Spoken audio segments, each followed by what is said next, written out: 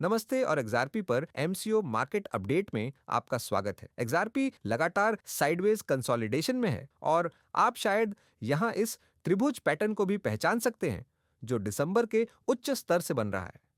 यह एक sideways move है और हम यहां इस संरचना को संभावित त्रिभुज के रूप में देख रहे हैं जो एक वेव 4 हो सकता है।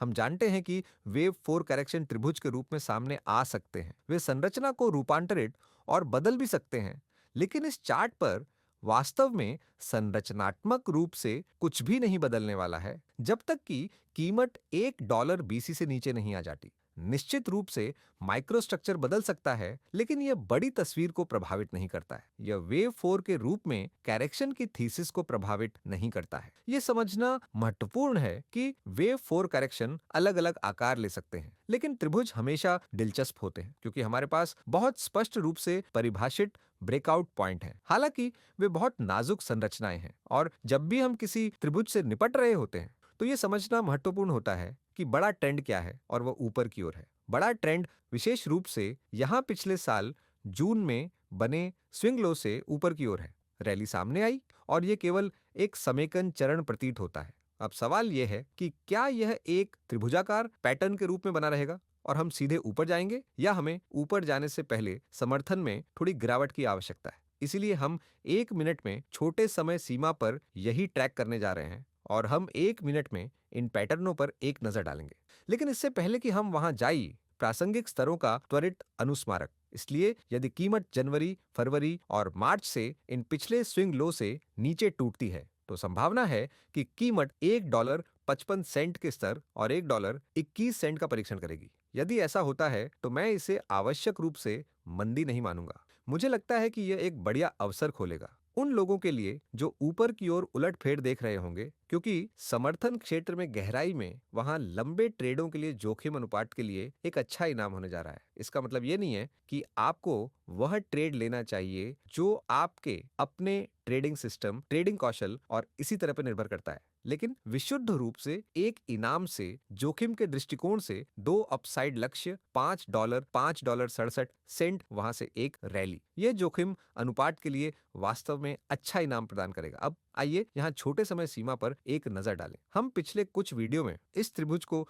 विस्तार से ट्रैक कर रहे हैं। मैंने आपको समझाया कि जब तक हम 10 मार्च के निचले स्तर से ऊपर बने रहते हैं, जो $1.79 के आसपास बना था, और कुल मिलाकर ध्यान इस त्रिभुज पैटर्न पर है, उस स्तर से नीचे त्रिभुज की संभावना कम हो जाएगी। कुछ प्रमुख स्तर हैं जो हमारे मॉडल हमें बता रहे हैं कि कुछ स्तर हैं जिन्हें वर्तमान व्याख्या को वैध और संभावित रखने के लिए पकड़ना चाहिए, लेकिन 10 मार्च के निचले स्तर से नीचे अधिक मंदी की व्याख्या अधिक संभावना बन जाती है, खासकर यदि मूल्य $1.77 के स्तर से भी नीचे टूट जाता है, क्योंकि वह वास्तव में त्रिभुज का औपचारिक अमान्यकरण बिंदु है। लेकिन अभी के लिए हम अभी भी 10 मार्च के निचले स्तर से ऊपर हैं और हम त्रिभुज में फिबोनाची समर्थन को भी बनाए हुए हैं। इसलिए हम इस समय इस क्षेत्र से संभावित उछाल की उम्मीद कर रहे हैं। मैं देखना चाहता हूं कि कीमत $2.01 और $2.10 के बीच माइक्रो लेवल पर इस फिबोनाची समर्थन क्षेत्र पर कैसे प्रतिक्रिया करती है।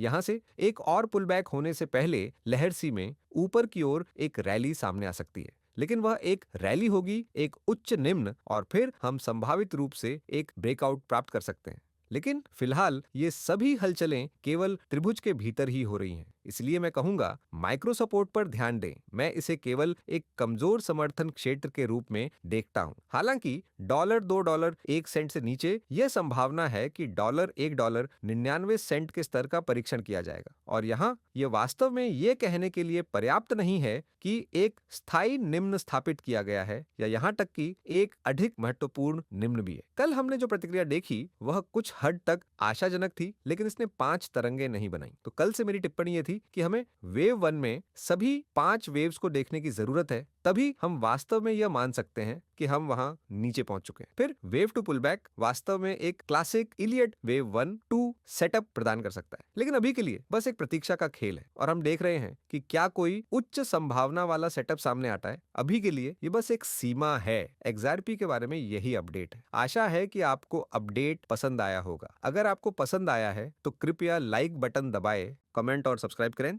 और अगर आपको वास्तव में सामग्री पसंद आई है तो कृपया चैनल सदस्यता देखें। बहुत बहुत धन्यवाद। अलविदा।